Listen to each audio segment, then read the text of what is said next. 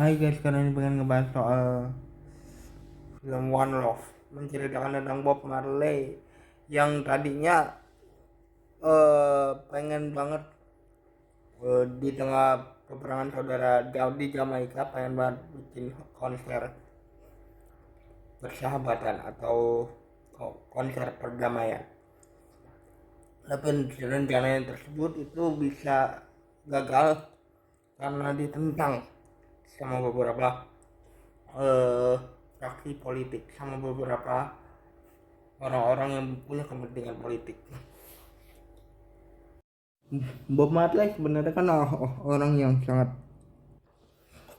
mewakili Jamaika banget ya. Bob Marley sebenarnya orang yang sangat eh, ada ikut andil dalam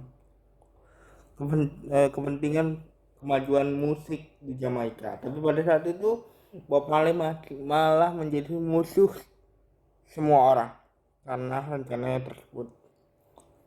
Ya, banyak banget musisi yang sebenarnya bukan cuma di Jamaika yang kalau berkaitan dengan politik itu dihukum, dan itu juga yang dirasakan sama Bob Marley.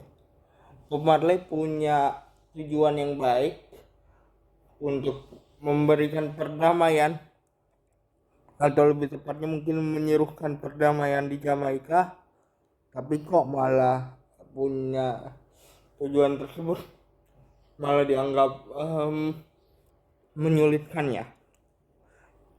Pada saat pertama kali sebenarnya Bob Marley punya rencana itu pun orang-orang di sekitarnya, manajemennya dan segala macamnya menolak dengan dalih ini adalah hal yang berbahaya, dan aku setuju memang berbahaya gitu ya. Menyerang kepentingan politik dengan musik itu sangat berbahaya, bukan cuma di Jamaika, apalagi di Jamaika pada saat itu tahun 1977 sedang ada perang saudara.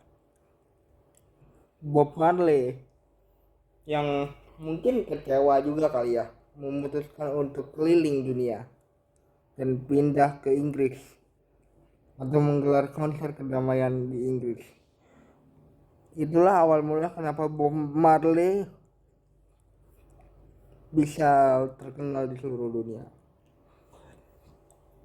Manajemennya di Inggris eh, tahu banget peluang musik reggae ini bisa menjadi masa depan musiknya Bob Marley. Sebenarnya di eh, industri musik gitu ya, di awal-awal mungkin Bob Marley masih punya beberapa kesulitan-kesulitan dalam hal karir internasional pertamanya gitu, apalagi dengan kekhawatiran si Bob Marley kan eh,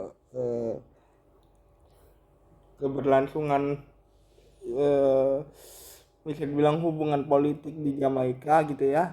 Ketika itu yang terjadi, mungkin Bob Marley punya kesulitan-kesulitan, tapi di sisi lain aku ngelihatnya malah Bob Marley ini punya eh kisah hidup yang pernah sakit hati sama orang-orang yang ada di negaranya, karena dia ingin memperdamaikan negaranya, malah dia punya tujuan yang baik, malah dia dianggap menghancurkan negara. Sebenarnya ini teguran sih untuk beberapa negara yang juga terkadang hancur karena beberapa hal di politik. Bob Marley itu sebenarnya punya andil yang cukup baik sebenarnya untuk boleh ada gerakan 77 tersebut, atau dibilang double seven, sebenarnya boleh ya kan, boleh ada gerakan 77 tersebut ya, tapi gerakan itu juga tidak boleh memecah belahkan negara menurut Bob Marley gitu. Bob Marley yang ternyata punya juga keluarga, memikirkan nasib keluarganya tersebut sebelum dia pindah atau berkeliling dunia untuk memperkenalkan musik reggae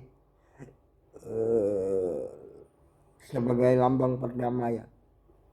Mungkin pada saat itu belum lambang perdamaian kali ya, memperkenalkan musik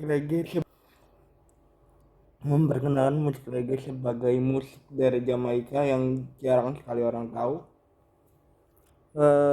Dan lagu-lagunya Bob Marley juga selalu berkaitan sama apa yang dia percaya gitu. Itu berasa banget gitu. Tapi di sisi lain dia punya kekhawatiran besar terhadap keluarganya, karena dia masih dikejar-kejar atas integrasi politik yang terjadi di Jamaika pada saat itu. Jamaika yang sedang begitu ditinggal Bob Marley bukan karena Bob Marley tidak cinta, tapi malah kecintaannya itu tadi seperti yang bilang di awal, kecintaannya itu tidak dihargai dalam tanda kutip oleh pemerintah negaranya. Jadi Bob Marley punya kekecewaan. Aku selalu bilang bahwa ada tujuan Tuhan gitu ya, untuk melahirkan kita di suatu tempat atau membuat kita menjadi suatu warga negara. Pasti ada tujuannya. Itu seperti Bob Marley ini selalu punya pedoman berdasarkan apa yang dia believe, apa yang dia percaya, apa yang dia yakini, bahwa perdamaian itu memang harus ada, dan dia sampaikan melalui lagu-lagunya.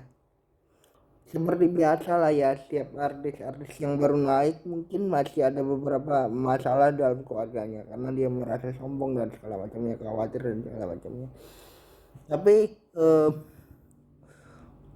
Bob Marley ini akhirnya sadar bahwa dia mendapat panggilan untuk, bisa dibilang gitu ya, mendapat panggilan untuk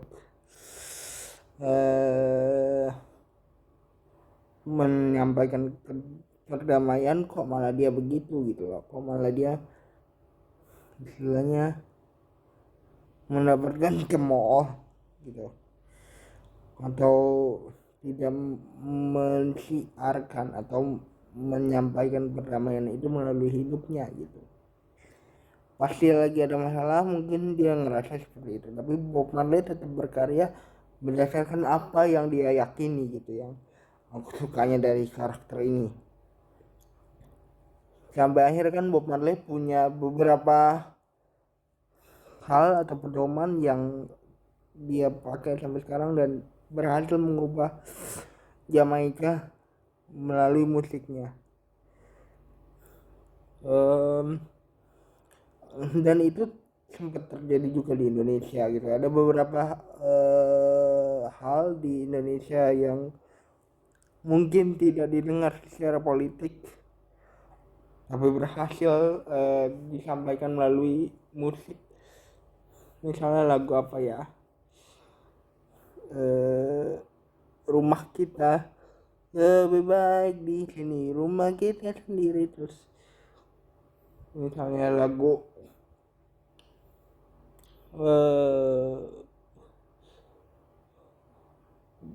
musisi-musisi Indonesia yang sebenarnya tidak ada hubungannya sama pemerintahan, tapi dia bisa membuat pemerintahan itu berubah melalui lagunya gitu. Jadi jangan lupa like, comment, subscribe, guys.